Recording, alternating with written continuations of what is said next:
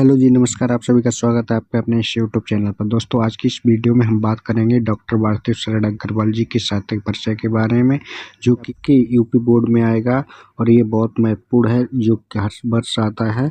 तो आपको इसको याद कर लेना है। मैंने बिल्कुल सरल भाषा में लिखवाया है, आपको रटना नहीं पड़ेगा। एक बार अगर याद पढ़ लोगे अच्छे से तो आपको याद हो जाएगा।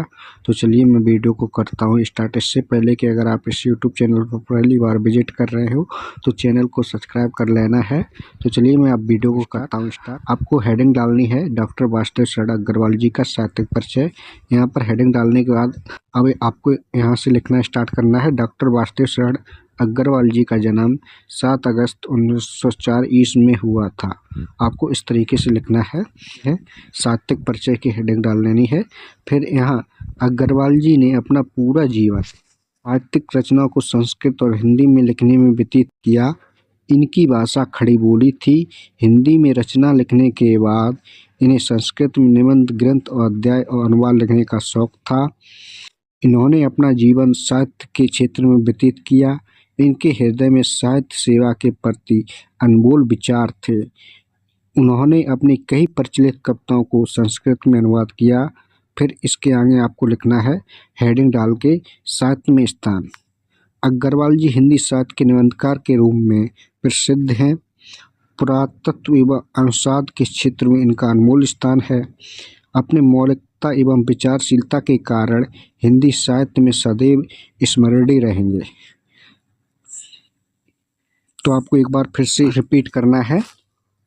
तो आपको यहाँ पर रिपीट करना है। डॉक्टर वासुदेव शरण अग्रवाल जी का जन्म 7 अगस्त 1904 ईस्वी में हुआ था। यहाँ पर आपको लिखना है साहित्यिक परिचय। अग्रवाल जी ने अपना पूरा जीवन साहित्यिक रचनाओं को संस्कृत और हिंदी में लिखने में व्यतीत किया। इनकी भाषा खड़ी बोली थी। हिंदी में रचना लिखने के बाद इन्हें संस्कृत में निबंध, ग्रंथ और अध्याय अनुवाद लिखने का शौक था। इन्होंने अपना जीवन साहित्य के क्षेत्र में व्यतीत किया। इनके हृदय में साहित्य सेवा के प्रति अनमोल विचार थे। इन्होंने अपनी कई प्रचलित कविताओं को संस्कृत में अनुवाद किया।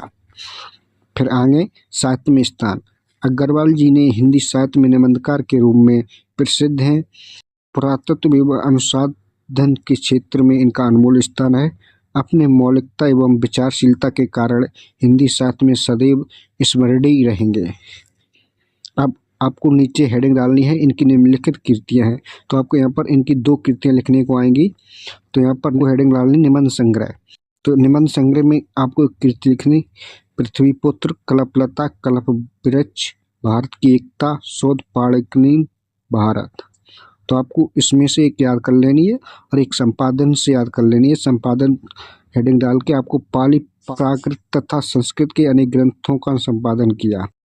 अब आपको इनकी भाषा शैली भी लिखनी पड़ेगी। तो भाषा शैली लिखने के लिए आपको भाषा शैली हेडिंग डाल के यहाँ पर आपको लिखना है अग्रवाल जी की भाषा शब्द तथा परिष्कृत खड़ी बोली है।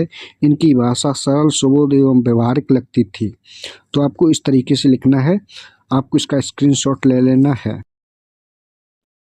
अगर आपको PDF चाहिए तो डिस्क्रिप्शन में लिंक दिया है, आप डिस्क्रिप्शन से उस PDF को डाउनलोड कर सकते हैं।